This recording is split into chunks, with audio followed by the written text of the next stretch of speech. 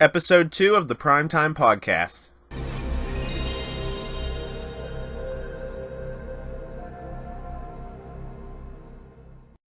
It's me, Mario.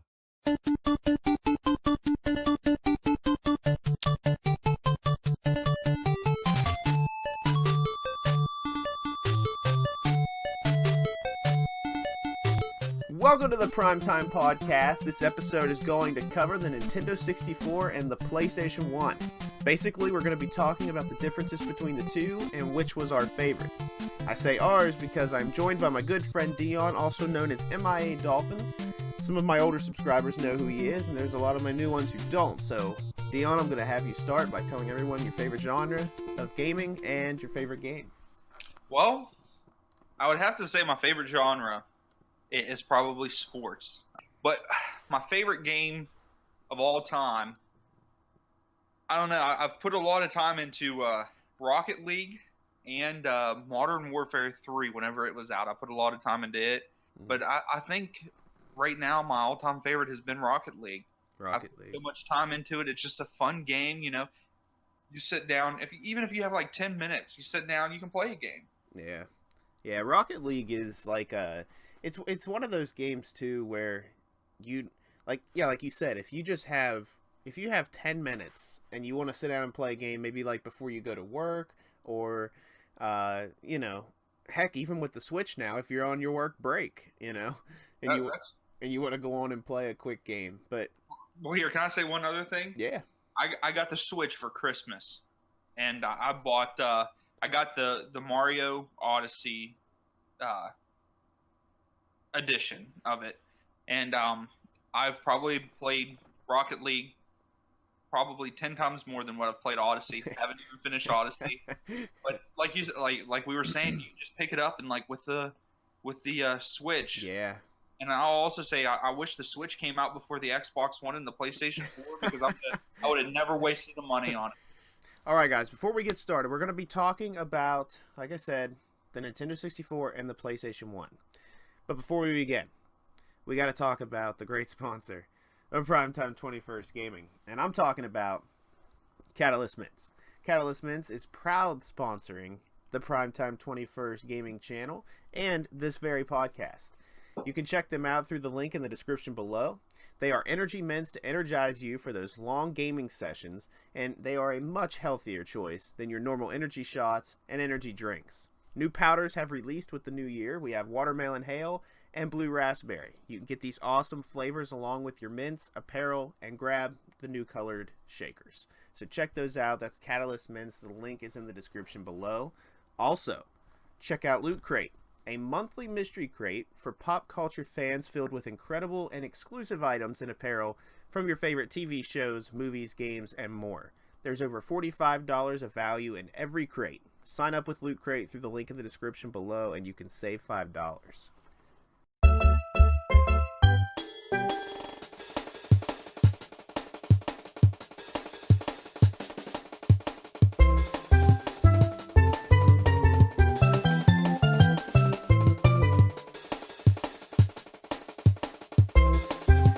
So we pick up with the backstory of Nintendo and Sony. There were, I don't know, people say that they were in talks back in 1988 and 89 about wanting to work together, but we'll advance, further than that. But Sony was talking with Nintendo. Obviously, they were going to make a CD add-on for the Super Nintendo. Well, Sony, it was going to be called the Nintendo PlayStation. There's a space there. But anyway, PlayStation, the Nintendo PlayStation, Sony held a conference, telling people a little bit about it. And they were pretty excited. People were excited. And the following day, Nintendo was to talk about, this new deal between Sony and themselves. So they had a conference, Nintendo, the very next day after Sony had confirmed this. They had a conference the next day where reporters, they're eager to hear more about this deal. Nintendo stabbed Sony in the back and announced they would be working with Philips instead. and Sony was furious, which I don't blame them. Like, because Philips is a big rival of Sony, at the time too. I don't even know if Philips is out there anymore. They're still out there, but it's nothing. Right, everything's Samsung and LG now. Like, those are your. But anyway, so then Sony got mad, obviously, which I would be too, and they went to Nintendo's rival Sega, and they were like, "Hey, we'll make you guys a CD," and Sega was like, we're not interested. We're not interested. So that left Sony to do what we have today. They made their own console. They were like, okay, Nintendo don't want to work with us. We went to Sega. They're not interested. We're just going to do our own thing. So therefore, we have the PlayStation 1. Okay. Now, Philips got their hands with that deal that Nintendo and Philips made. Somehow Philips got their hands on the Nintendo characters and was able to make games for the Philips CDI console. They made a Mario and a Zelda game, and they were terrible. And Nintendo's never allowed anybody else to touch their franchise characters again. That was it. Do you blame them, though? No way, dude. You got to look them up sometime if you haven't seen them. I will. I haven't seen those. But anyway, the third-party game developers, when they heard that Nintendo was going to stick with cartridges and Sony was going CDs, third-party developers went with Sony because obviously it's better. It's a better format. It's a better quality than a cartridge. And one of the franchises that decided to make the jump was Final Fantasy. And here's a huge fan base for Final Fantasy. I personally have never got into them, but there's a huge fan base there, and a lot of those people went over to Sony for those games. And a lot of people think that those Final Fantasy games for the PlayStation 1 were some of the greatest ever made. I had one of them. I think it was either 4 or 5 or something like that. Maybe I'm trying to think which one is the big favorite. I think it's 7. It was a dual CD. It had 2 CDs, so you played through the first one. Oh, you had to put in the second one. Unfortunately, whenever I got the PlayStation for Christmas, it was like the games that I got with it were used, and I played through the first disc, but you would put the second disc in, play it for maybe 3 to 5 minutes, and it would cut out. I tried cleaning it and everything like that, and it just would not work. So I played half of it. I know I don't know which one it is. Like I said, I'm not familiar with the Final Fantasy games, but I know one of those games had it was 4 disc.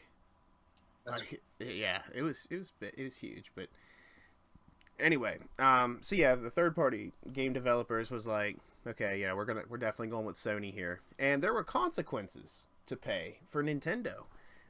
They stabbed Sony in the back, and they would lose the next 2 console generations to the PlayStation 1 outselling the 64 and the PS2 outselling the GameCube. So, there was. And Sony's success in the game industry eventually forced Sega out. That didn't help Sega, in any way. But, all right, man, I want to hear some stories that you may have. Let's start with the PlayStation 1. Do you have any specific game stories, maybe memories of maybe when you first got the PlayStation, or maybe a time you and your friends when you were younger, you guys played it all night, you guys played a certain game all night long or something? You got any memories? Oh yeah, man, I got especially for the PlayStation 1. I had the PlayStation 1. I really didn't have an N64 until now, but I played the N64 a good bit with a cousin of mine. But for the PlayStation, of course I played Crash and Spyro. I played those games all the way through. And then my favorite game of all time for the PlayStation 1 was NHL Rock the Ring. Oh, I yeah. loved that game. I played the crap out of it. We just played that not too long ago, wasn't it? Yeah, it was a couple months ago. Yeah. But no, I remember my cousin Lindsay and Stacy, they had a PlayStation, and they had Crash Bandicoot, and we played. It was Warped. They had Warped, and there was I bet you there was probably 2 or 3 different nights we stayed up all night playing it. Yeah. It was just that much fun. Yeah. And Warped in my opinion is the best Crash. Oh yeah, it is by far. Yeah. It is. Yeah, I liked Crash. Now, like I have a I mean the thing with me was I also didn't get a Nintendo 64 till much later. I got a PlayStation 1. But I didn't get the PlayStation 1 as soon as it come out. I was a little late to that. Like it was like 99, I think it was.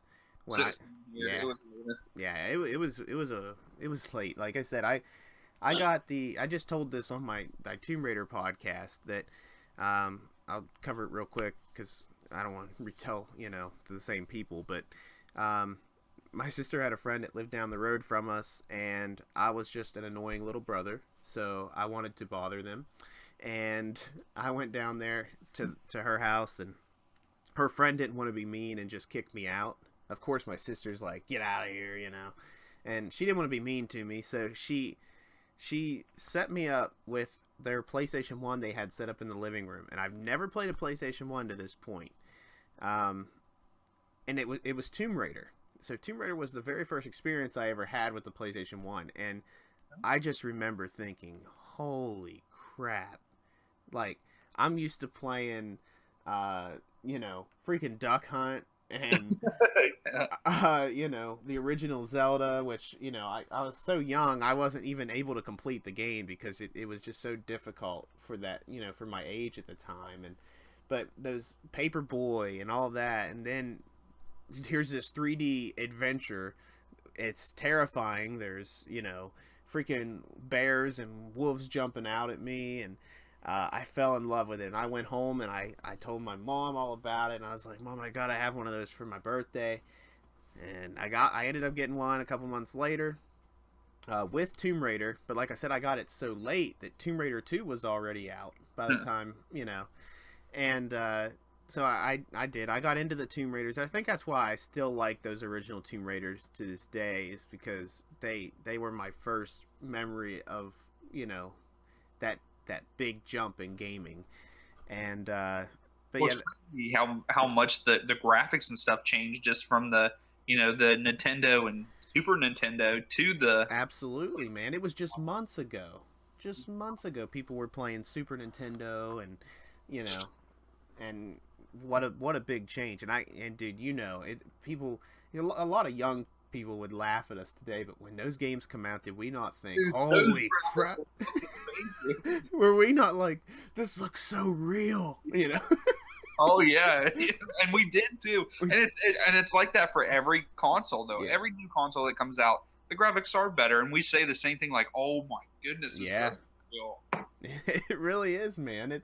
It really shocked you, But now I had a neighbor who had a 64, and I missed the whole generation where kids were on the playground arguing, "Oh no, the Sega's better than the Nintendo," or the Super Nintendo and the Sega Genesis. I didn't, but I can tell you when I was in elementary school, there was really a rivalry between kids who had a Nintendo 64 and kids who had PlayStation. I can remember this one kid telling me, he's like, "What console do you have?" And I said, I have a PlayStation 1 and I have the NES. He goes, "Why don't you have a Nintendo 64?" And I was like, "I don't know. I really don't know much about it."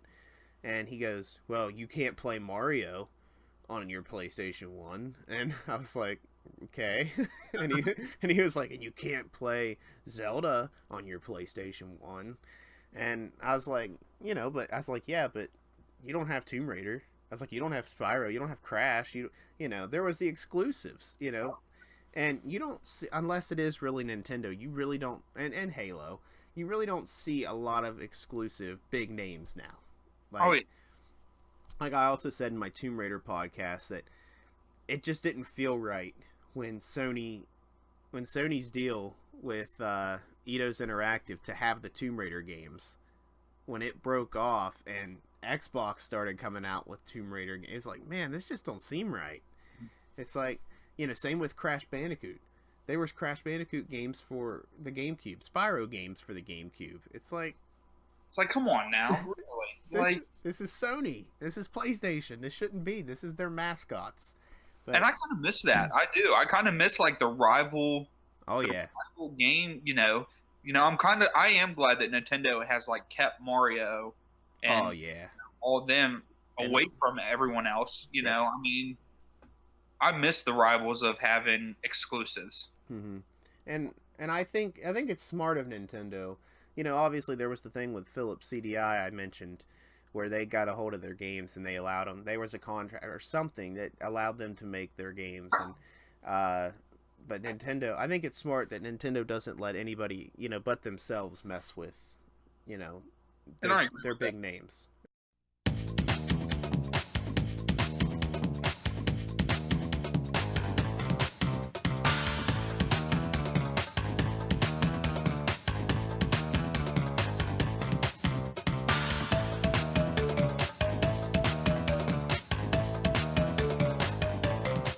So, but yeah, my neighbor had a Nintendo 64, and I would go down there sometimes. First of all, I wasn't a big fan of going to his house because he had this little demon dog, and the dog was adorable to look at. It's like if you looked at this dog from a distance, it looked like a little white cotton ball, okay?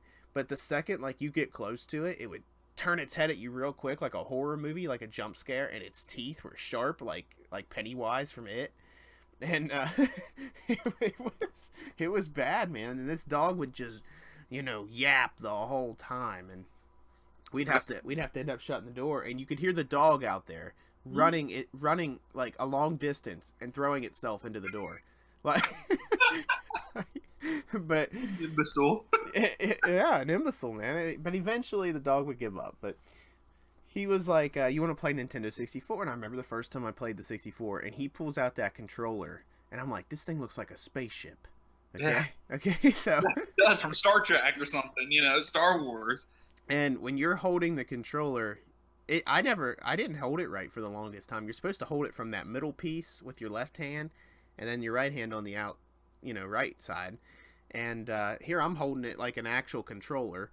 And he was like, no, you're doing it wrong. You're doing it wrong, I was like, I don't know. Like, you take it. So then he's like, all right, let's, I was like, well, what games you got? And he was like, oh, I got Mario Kart.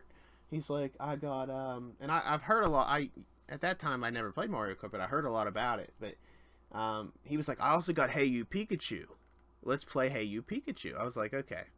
So he puts Hey You Pikachu in, and it comes with the little microphone and everything. And he's sitting there, dude, like probably 3 inches away from his TV screen, okay? Oh my God. Hey, he's going, hey, Pikachu! Hey, Pikachu! Okay? And Pikachu is complete ignoring this kid. Like, he's not even paying no mind, okay? Like, and I was like, is he even listening to you? He's like, yes, he can hear me. And I was like, okay. So now, dude, I'm not kidding. I'm sitting there 10 minutes. Nothing's happening. And I said, so you want to play Tomb Raider?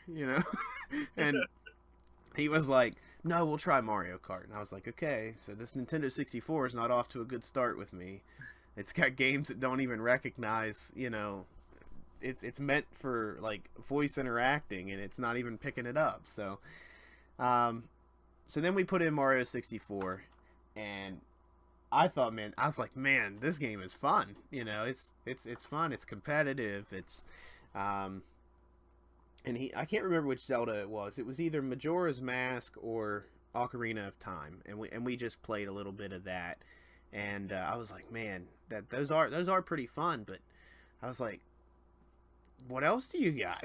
Okay, and he said, I've got Castlevania, and I'm like, no, Nintendo 64 has a Castlevania game? And he was like, oh yeah. And at this time, the PlayStation 1 had a Castlevania game called Symphony of the Night, and a lot of people think that is one of the best games ever made for Castlevania. And because I liked the Castlevania games for the original NES. They were super difficult, and I couldn't get far as a kid. But anyway, when he told me that the Nintendo 64 had Castlevania, I was like, oh, okay, cool, let's check it out. So he's getting it ready, and it's not working. He's blowing in the cartridge, old school. Oh yeah. And as he's doing this, he's telling me, he said, this is the first Castlevania game that they've ever made in 3D. I was like, it's a 3D Castlevania game? Because all the ones before it were like a side scroll, you know. And he was like, yeah, it's 3D. So he puts it in, and it's starting up, and I think it looks awesome. But then, like, the controls ruined it. It was ugly. I was like, so you want to play Symphony of the Night for PlayStation 1? But I mean, you know, it definitely had its games. Like there were good games for the 64, and then bad ones, and same with PlayStation. There's good games for PlayStation, bad ones, and Oh yeah. but yeah, that's just a memory that I remember, you know, with the PlayStation and the Nintendo 64. But did you have a 64 story? You remember, like, because you said you just got it not too long ago. Like, Yeah, and I haven't really got to play it or anything, but the memory that I have the most is my cousin. He had it, and I went over his house, and it was like right after he had it. It was maybe a month after he had it. It was the first time I seen him though, since he's got it. mm-hmm. And he was like, "Let's play N64," and I'm like, "You have an N64?" Like, you know, I'm all pumped for it. Like, okay, let's go. Yeah. And we go down, and he's like, "Well, let's play Mario Kart." I'm like, "Okay, you know, that's pretty cool. Let's do it." And of course, he beat the crap out of me with it. So, you know, I'm very competitive. I don't know, you know. Oh, I know. Older, listeners probably know this. I'm a very competitive person, so I didn't want to play that anymore. You know, he beat me like 4 or 5 times in a row. I thought the game was fun, but I was tired of losing. I didn't want to lose anymore. Right. So then, I was really big into Pokemon. I really was. I actually have if my games weren't stolen, I would have had every single Pokemon game out. The only one that I'm missing is one of the newest ones, the Ultra Sun, Ultra Moon, Mm-hmm. for the 3DS. Those would be the only ones I'm missing. But someone stole all of my ones for the Game Boy Advance and the Game Boy Color. Mm-hmm. So he pulls out Pokemon Stadium, and I'm like, no way, you know. Right. And we start playing, and at first, I didn't know how to play it, and he did. Well, I caught on really quickly, and we ended up playing for about 8 hours straight of just straight Pokemon Stadium. It was so much fun.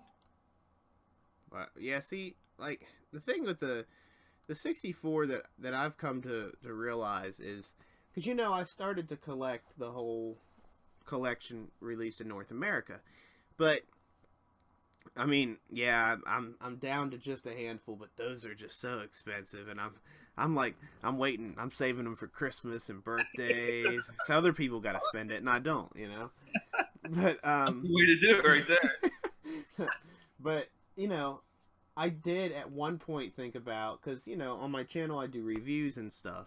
I thought about going through every single game, not beating the whole game, but at least playing a good chunk of every game and reviewing every single game for the 64. And because I'm looking at them right now, and there is a ton of these games that I have that I've never even put in yet, you know. And I can tell you though right now, the thing about the Nintendo 64, which, you know what, we'll go ahead and start the next thing. It's called Which One? And we're going to pick between the two. Obviously, we both had a experience with the PlayStation 1 at a young age, and just a little bit of a touch of the 64, but not so much until we got older. But anyway, let's talk about games. When I look at if I had to pick between the two, the PlayStation 1 games and the Nintendo 64 games, I think I would have to side with PlayStation, just because, like I said, when I look at the 64 library, a lot of it's made up of sport, like racing. And there was a lot of racing games for the N64, wasn't there? There was, and now don't get me wrong, there's a lot of sports games too, like, but I loved NFL Blitz. You know. Oh, Oh, dude, I love NFL this Blitz. is awesome. Yeah, and and there's a ton of wrestling games for it, and a lot of the wrestling games for the 64 are the big fan favorites. Um, I have but about 7 wrestling games, and I don't even like wrestling. Uh, dude, there was a ton of them. But that was the thing. Like it was really uh I don't know, like it's very like it's almost like okay, your body is made up of, majority percentage of water. I'm not even sure how much of your body's made up of water, but I know it's a big number. But that's like the 64. Like it's made up of a lot of, you know, of just racing games. Like I can look right here and I can see Indy Racing. I can see Driver or World Driver. Let's see. I can see, of course, Mario Kart. That's a racing game. yeah, but that's the best Right. racing game for the. There's Lego Racers. Um, NASCAR 98, 99, 2000. Um, Star Wars Racing. Like what? Like, You're just racing the N64 controller, man. and I don't. There's a ton of them though. There's like Road Rash. There's all kinds of stuff. But Oh, I remember Road Rash. yeah, there's a ton of racing games, and that's not whatever. So that's some people's thing. But when you go over and you look at the PlayStation games, you have the first 3 Spyro games, so the first 3 Crash games. You've got the first 5 Tomb Raiders. You've got Well, you got Final Fantasy. Final Fantasy made that jump. I don't know if you remember. Oh no, I couldn't use that one for example because actually the 64 got that as well. But then, like I said, I compared the Castlevanias, between the two, and I think Symphony of the Night is better. Castlevania Symphony of the Night for PlayStation 1 is better than what the 64 had for Castlevania. But and then you had your little like Croc. You remember Croc, right? Mm-hmm. Yep. There was Croc, which I think I told you before. Croc was rumored to be maybe something that Sony was working on with Nintendo, maybe a Yoshi game. That's why he somewhat has a similar, look to Yoshi. But there was that. There was the Metal Gear Solid games. Yeah. It was just, I don't know. I have to side with the PlayStation games on this one. What do you think? Where are you going? I would have to agree with you on that. I feel like the PlayStation had more of a variety Yeah, I do too. than what the N64. Don't get me wrong. I mean, the N64 games, you do have the Marios, the Zeldas, and even like the couple Pokemon games that they had. I mean, yeah, they had those, but like you said, I feel like there's more racing games and wrestling games that were on the N64 than anything else. Yeah. And I think that there was a more variety on the PlayStation.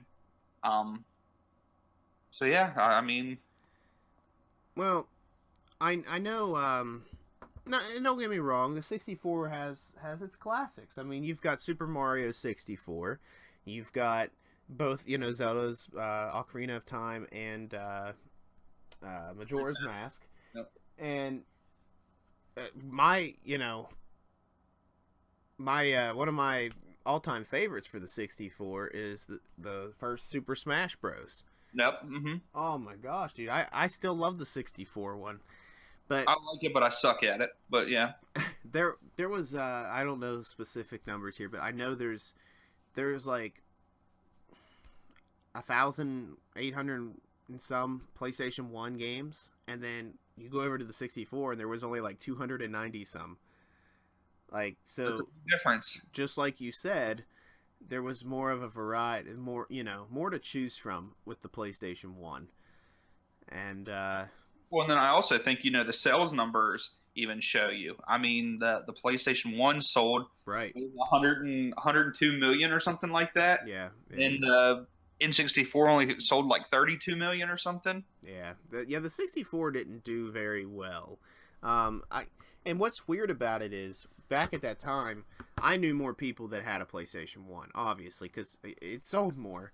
But but I think it was more popular. But now, as these consoles are getting older, and now they're over 20 years old, I honestly see more people going out and wanting to buy Nintendo 64s. You know, if they're like, oh, we want to have a retro gaming night, we all just want to hang out, and you know, everybody goes and picks up Nintendo 64s. And one of the guys at the local game store here was telling me that they have a hard time keeping 64s in stock because people are always coming in for them.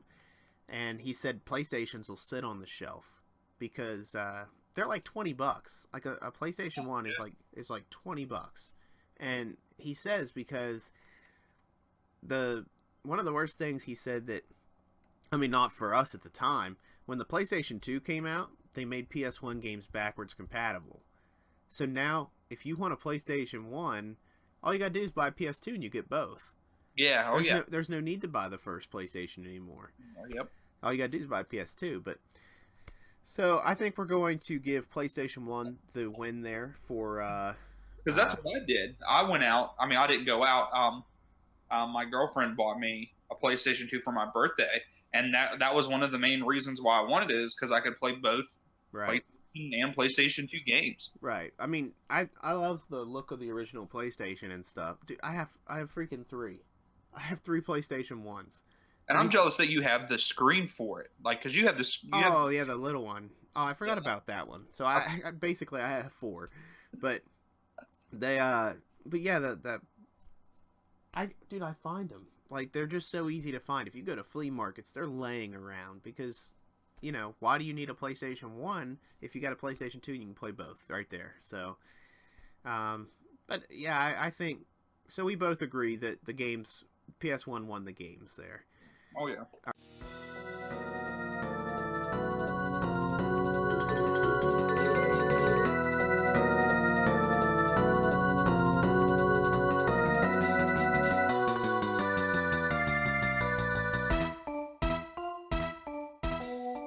So we're going to move on to the next one. And what do you think? Who do you think? I'll let you answer first. Who do you think won the controller design between the PlayStation 1 and the Nintendo 64? I'm sorry. The design, the look. The look. So you're not... Are you saying, like, not the buttons and playing? Yeah. Like the setup of it, but not the feel of it. Just to look at it. Which one do you think? I think the N64 looks cool. Mm-hmm. I would say that looks cooler than what the PlayStation 1 controller does. Mm-hmm. But obviously, I think anybody would agree with me that the ease of the PlayStation, like, it was hard to use the N64 controller. Absolutely. But the look was really cool. It's a really nice look. But yeah, the ease of using it, not so much. See, and I know how to use it now, where I didn't when I was younger, and I still struggle with it. And if you, I don't know if you remember the very first PlayStation controller didn't have the toggle buttons. Yeah, it didn't have like the analog. Right. And, and they come out with the DualShock, later, but I even think without the analogs, the PlayStation controller just felt better. Oh yeah, it definitely feels better. Yeah. Yeah, it was more comfortable to play. The analog stick for the 64 was it was weird. It was just weird. Yeah, sometimes like you could get a controller that it was loose. And then some of them were in good shape, but yeah, I think the design. That's what I've always liked that about Nintendo. Nintendo is always. You can't really look back at a Nintendo console and say that they really had the same controller every time, because you start with the NES. Obviously, it's the little square controller with the 2 red buttons and the directional pad, and then you go to the Super Nintendo, and it's somewhat the same, but it's rounded on the edges, and you got 4 buttons now, and you have the 2 top, the shoulder buttons. Mm. Then you go to the 64, where this thing was like I said, a spaceship, and then to the GameCube, complete controller. Oh my goodness, super different controller there. Then you go to the Wii, got these weird, motion sensor. They look like they're remotes. That's basically what they are. That's why they're called Wiimotes. But and then on to the Wii U, which was a tablet, and now we got Joy-Cons for the Switch, and which are similar to the Wii, but not really. But it's like Nintendo's never done the same thing, and I don't know if that hurts them or because you basically have to relearn. Yeah, like but that also like coming. I'm sorry to interrupt, but no, like coming into especially if people like play competitively on different games and stuff, that gives everyone the same advantage, right? Because like that's the thing, like you go into you don't play Xbox 360 and then Xbox One, but then like now you have the Xbox One X and you get like say FIFA, like, and you're trying to learn it and you're playing online. Well, you have no chance, especially if it's someone that's been playing FIFA for 10 years, 10, right. 11, 12 years, then Right. you have no shot. It's almost like they've been playing it for 10 years straight. Yeah, Because there's some people on there, man. All those guys, you get on there. I mean, that's just like Rocket League.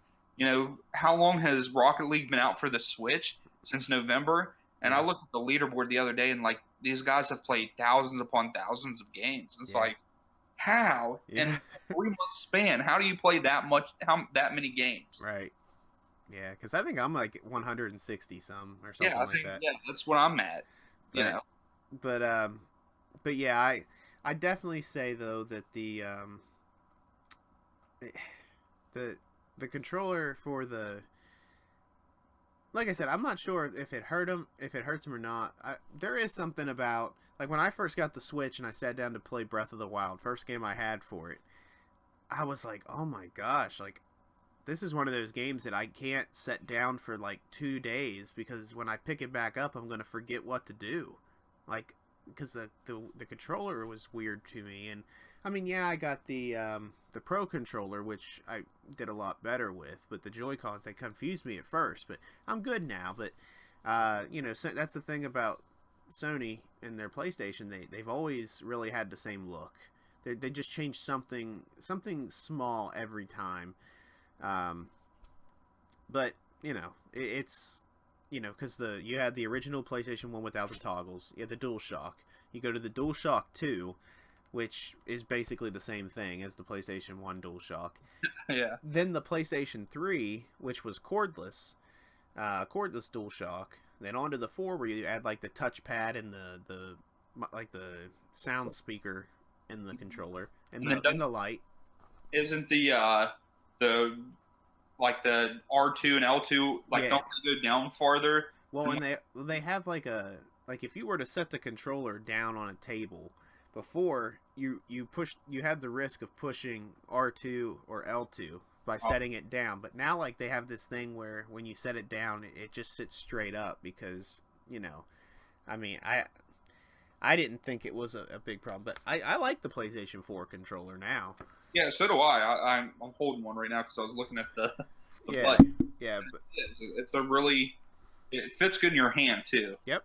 I've always liked that about Sony's, but I think we agree. The controller design, we'll give that to the 64 because it was out there. It was really different, but the feel of the controllers definitely got to go to the PlayStation 1. Oh yeah. So we got to talk about another thing. This was a big problem with PlayStation, and it was the load times. If you were to, dude, I had a game. I want to think it's the WCW Mayhem. It was a wrestling game, and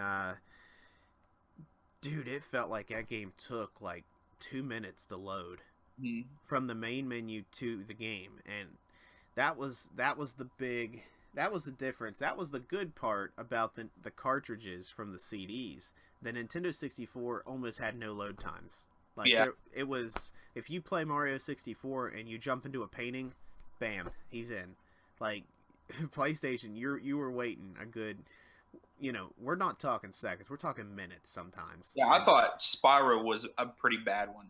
I can't remember which one. It was the one, I can't remember the name of it, but the one where you had the dragons turn into a statue. Oh yeah, the first one, very first one. Okay, the very first one. Yep. And I can remember the load times on those screens, like when you went from like world to world and everything. Like Yeah, sometimes they took a a while. couple minutes. And there was the load screens that don't show a bar, like a load bar, and sometimes you thought the game froze, you know. Oh yeah, oh yeah. But I definitely, from playing the 64 and playing the PlayStation, I definitely have to say that the 64, the load times were so much better. So 64 on load times for me. Oh yeah, yeah. I agree.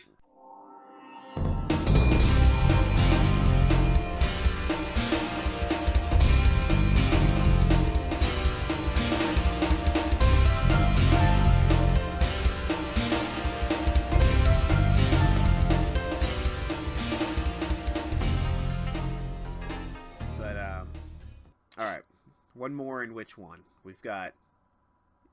We'll let you go first, because we'll see what you got to say here. Do you prefer CD or cartridges? Do you like the Nintendo 64 cartridges, or do you like the PlayStation's CDs? I think the cartridge was cool. You know, the whole like the iconic thing of a cartridge is the picture of people blowing into the cartridge to get it to work. Because for some reason think that it works. That's gonna work. Like that's gonna, you know, Yeah. maybe it did, you know, because maybe dust particles got on it or something. Right, it's possible. But I think the whole idea of a cartridge was pretty cool. And so, you know, because now at the time, you know, we would probably think CDs were cool. Oh yeah, I did. Because that's about the time like CDs started becoming a big thing. You moved away from the cartridge. Yep. But now in today's world, like I think the cartridge thing is cool. And I'm actually really surprised you went with cartridges, because I am too. I think the PlayStation 1, like you said, CDs were a big thing at that time. We were just leaving cassette tapes and going to CDs. And the thing about, man, I remember CDs like for music groups. Like we'll go. Okay, we're talking late '90s here. Okay, we're talking NSYNC. We're talking Backstreet Boys. Okay, we're talking the boy bands here. But dude, they would fly off the shelves CDs. People standing in line for CDs. Now, dude, you go to Walmart, you go to Target, CDs just sit on the shelf because of digital. You know, now you can just download it on the internet. That's it, man. And I mean, you could even just go to if you just want to hear one song. And how many times, I can't tell you how many times I bought a CD back in the day for just one song. Just one song, yep. Okay, yeah.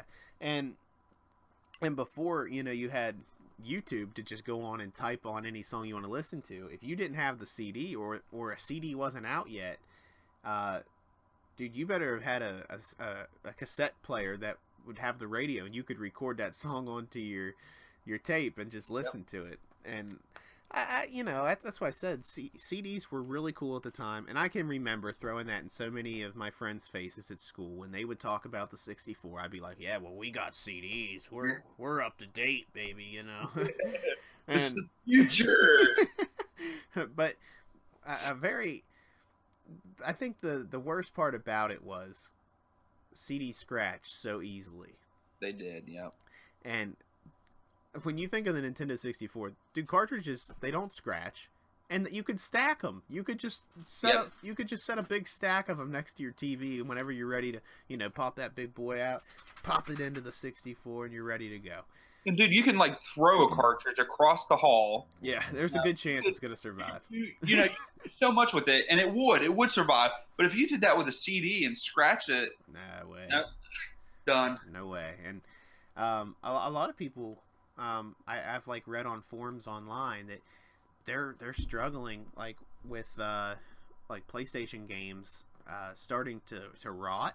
Like it's called disc rot or something like that.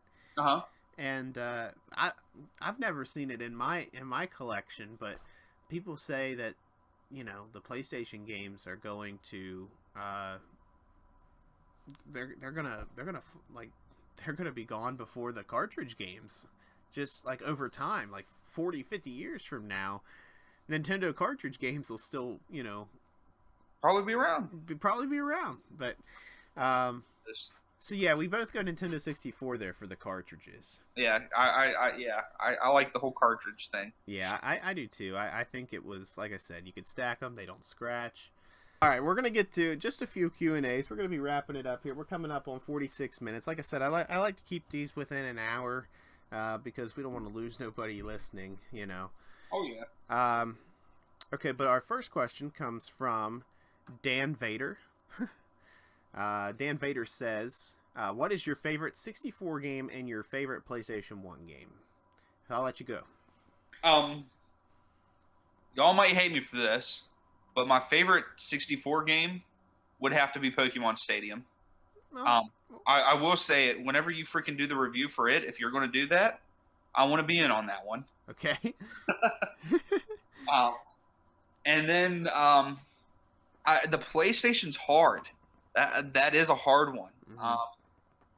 Mm-hmm. Between Crash and I played in NHL Rock the Ring a good bit. But I think I'll have to go with Crash Bandicoot Warped on that. Yeah, Warped was the better one. My favorite. Now, my favorite 64 game, I said it earlier in the podcast, was Super Smash. Oh, yeah. I love Super Smash Bros, man. And then my favorite PlayStation 1 game, like I said, I got to go to classic Tomb Raider. Oh, yeah. That one was coming. It was, dude, it's just like I said, I have such a special place in my heart for that game. And I like all the ones for PlayStation. You know, they're good games, and there was the scare. They had jump scares in them, and they were just great games, man. They took you places that you wanted to go, and yeah, definitely Tomb Raider for PlayStation, and Super Smash for 64. But Okay. Next question, we've got Hopeless Ferris, and they ask, what is our favorite Nintendo controller? So out of all the consoles of the Nintendo, what would you have to say your favorite would be? My favorite of all Nintendo controllers, I would have to say I like the Super Nintendo controller the best. I just liked it being. Excuse me, I'm sorry. It's basic. It's basic, and what I hate now is like the controllers are getting so outrageous with so many buttons, so many things. Like, Right. do we really need that? Do we really need that many buttons? I So agree. I would have to say my favorite one's the Super Nintendo. You had the 4 press buttons, and then what is it? The trackpad, is that what it's called? The directional pad, the Yeah, D-pad. correct. I'm sorry.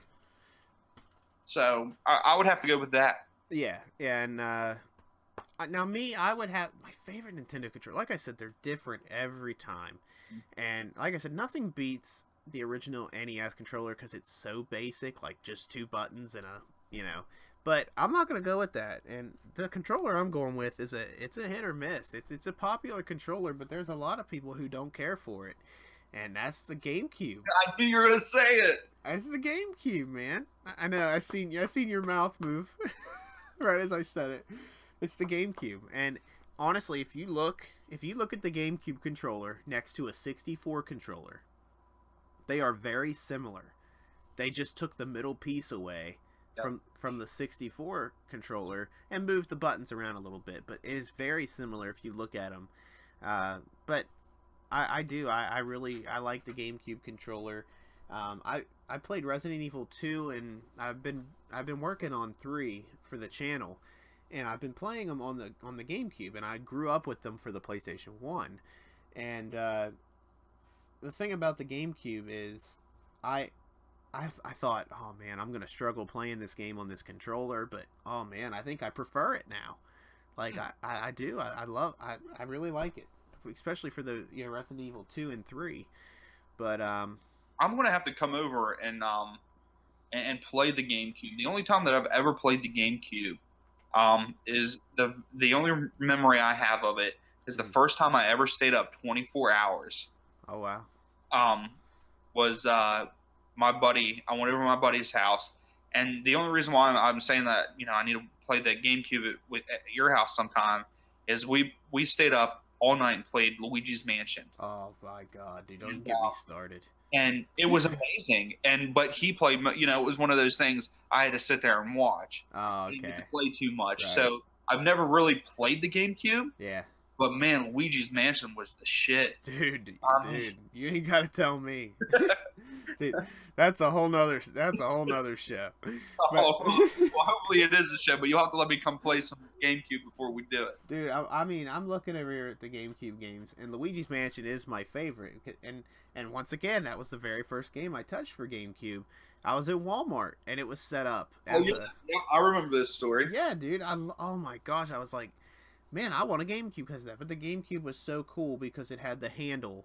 You could take it to a friend's house. Yep. Oh man, the freaking GameCube.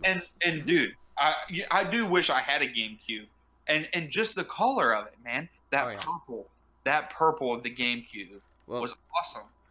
I think they actually come out. Let me think here. It came out with like a dark gray one too. There's like there's a I think let me think. Purple, black, silver, and I think there was like a yellow one. I was gonna say it wasn't orange. It maybe orange, maybe it was orange, but I have never seen that one. And I've had 3 GameCubes over time, and both the first 2 were black, and I always wanted the purple one. And I finally come up on the purple one, and it was awesome. But while we're on this real quick, I don't know if you know this, I just learned this the other day. On the GameCube, have you ever seen the GameCube startup screen? Yeah, it's pretty cool. Okay, well, when that happens, if you press like the bumper button at the top, I think if you push it on like both controller 1 and controller 2, it makes a different sound while it starts up. Really? If you plug in all 4 controllers and everybody holds that top button down, it has a new sound for the startup. Here's the thing, dude. They did it for the Switch. When you start the Switch up, if you hold I can't remember what buttons they are, but I looked it up. If you push these certain buttons on the Joy-Cons, you know, like when you start the Switch up, you have to press the A button 3 times. Yeah. To get it to when you press, apparently if you press like the buttons on the Joy-Con and press the A button 3 times, it makes different sounds. Like it's like a hidden Easter egg inside the console. That's pretty cool. I didn't know that. But yeah, that is cool. But all right, we'll get to our final question here. And it was Spice Orange, like the originals. Oh, okay. It was purple, black, silver, orange, and the white. But then they had variations for different games and stuff too. Wait, there was a white one? Yeah. Dude, I've never seen a white one. That would be really cool. It's called Pearl White. Oh, that's awesome. All right, here we go. Final question here, and it is sent in by Fairlight. And they ask, if you could go back in time when both systems released, the 64 and the PlayStation 1, and you're the age you are now, which console are you getting on release day? You answering first on this one? I mean, I can. I think it's pretty obvious. I'd stay right where I was. I would have got the PlayStation 1 just like... Now, I didn't get it release day, but if I could go back in time and, it's coming out tomorrow, I'm going to get a PlayStation 1. And I'd have to agree with you on that one. The N64 and stuff is cool, but if I could go back in time and redo it, I would still get the PlayStation first. Definitely, man. And just the game selection. I agree. And nothing against the 64. Really they're two, different. They really are. They're just two different consoles, and just for me, I preferred the PlayStation 1 over the 64. And obviously, so did basically the world. Looking at the sales. But it's like 3-4 times. Yeah, and I think now, like I said, now that time is passing, I think the 64 is a little bit more popular today than maybe. But I also think it's just like how you said, get the PlayStation 2. Yeah, because that's why the PlayStation 1 sits on so many shelves. But yeah, I think I'd definitely be getting the PlayStation 1 again. So. I agree. I'd agree with you on that one, Prom.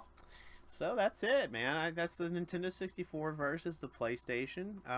If you guys, have anything to say about it, if you want to, I'll probably put a poll up on Twitter to see. I wanted to do it before the podcast, but I completely forgot.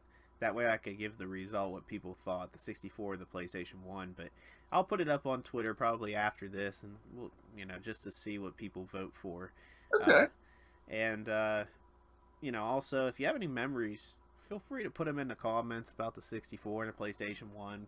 A lot of people like reading those. I like to read, old I was stories. gonna say, I'd like to see what other people have to say. Yeah, and so definitely, hit us up there. Also, be sure to subscribe to Primetime 21st Gaming here on YouTube for gameplay, reviews, and now, of course, we've got the Primetime podcast revamped, and it is back. And more to come. We've got all kinds of different topics that'll be coming up. But I decided with this new podcast that I wanted to take not so much gaming news, because sometimes it's hard to find some stuff. Like, unless it's around E3, what do you got to talk about? I mean, there in the last time we had done it, man, we were into sports. We were talking about, because we really didn't have a whole lot to of gaming stuff, unless we got like old school, talking about topics, whether it be the Spyro games, like now, like we just talked about 64 and PlayStation. I did a Tomb Raider one, or it's so much better if we go back and talk about a certain topic from maybe a PlayStation 1 game or a PlayStation 2 game or a GameCube game. But so yeah, the podcast is back. The first episode is out. Tomb Raider. What were you gonna say, man? I was just gonna say, like, it's also nice, having the subscribers, even help us, with topics and stuff. Like, what do you all? Yeah. What do you guys want to hear us talk about or see our opinions about? See, that's what I said. Like, I put a thing out on Twitter. God, it's probably been about a month or so ago, for people to message me, and if you have a certain topic you'd like to hear. And I know Tomb Raider was one of the top ones, because that's what I've been playing on my channel a good bit. I do, I'm doing the walkthrough, the live walkthroughs and stuff. But I think that's why that one was such a popular demand, because that's what I'm doing right now. But also BioShock was thrown out there. There was the NFL 2K5, which is a big favorite for sports. People still play it to this day. Like, good one. They have like some kind of converter. I don't even know what it is. I tried to look into it, where they take today's roster and put it into that game and play it. Nuh-uh. And I'm like, that is awesome. Like, I want to do that. I want to do that. But yeah, that was a top. There was, there's just. We could probably have a whole freaking show on that game. Oh yeah, for sure. And I honestly, I wish. I don't think it's backwards compatible for the Xbox. I don't think the Xbox One has that, but they said they're going to work on original. They need to bring that. If they bring that to Xbox, I'm playing it. Oh, dude, me too. I played it about a month ago. I put it in just to go back and look at it, and man, that season mode is incredible. When you play franchise mode, and what's that guy's name on ESPN? Is it Chris? Chris. Boomer Campbell, not Boomer Campbell. No, he always does the whoop. That's yeah. Oh yeah, that's Berman, Chris Berman. Maybe. I think that's his name. Maybe. If I'm wrong, I'm an idiot. Okay? Yep, that's him, man. That's him, dude. He's on there, and the thing is, if you don't, let's say I'm playing as the Titans, and I just beat, I don't know, the Jaguars, okay, and I want to know what's going on with, I don't know, the Colts. Did the Colts win their game? I need them to lose. I can actually go back and watch the highlights from that game that I never, the Colts game. Like, yeah, that's awesome, man. And it's an ESPN Sports Center form. Like, like he's sitting there saying, "Oh, the Colts were backed up at their own, 3 yard, and I was like, man, that is awesome. That's awesome. But they definitely got to go back. We need that. We need that game. We need that game back. We need it. We need it remastered. Yeah, get it remastered. But all right, guys, I think that's going to do it. Like I said, Primetime Podcast is back. We got Dolphins, MIA Dolphins. That is Dion here with us, and who knows what the next topic will be. He'll be in for some of the ones he's more familiar with. He really wanted to do this one, and this was actually one that was requested for us to do as well. But that's gonna do it, man. You got anything to say, or? I just want to say thanks for having me back. I know I haven't been gaming too much, other than I've been playing Rocket League on the Nintendo Switch. So if anybody wants to play some Rocket League on Nintendo, hit Prime up for my Nintendo stuff, or add me on Twitter. But yeah, that's about all I've been playing, unfortunately, since I bought my house and everything. Got a lot of stuff going on. Yeah, now I took out of our older podcast, and some people who are, remember it will see it, but we did a podcast a while back on the Xbox and their consoles, Microsoft consoles. But what I'm going to do is I'm just going to, take that and re-upload that so those of you who haven't heard it can hear it. Same, with my Nintendo one that I did, but definitely, more to come. But that's going to do it for us, guys. And I'm Primetime. Like I said, check out Catalyst Mints and Loot Crate. The links are in the description below. Follow me on Instagram and Twitter at Primetime21st Gaming. Actually, Instagram is Primetime21st_gaming. And that way you can see on Twitter and stuff what the next podcast may be about. And what I'm streaming and what reviews are coming out. But you want to put your social media out there? You can follow me on Twitter at DionWV32. That's about it. That's all I'm on anymore. No Pigeon Head, no. Oh, Pigeon Head Gaming. Yeah. Yeah, Pigeon Head Gaming. Up and coming. Pigeon Head Gaming on Twitter, guys. Let's talk about gaming. Alright, guys. Well, that's going to do it for us. That's the Nintendo 64 versus PlayStation. This is the Primetime Podcast, and we're signing off.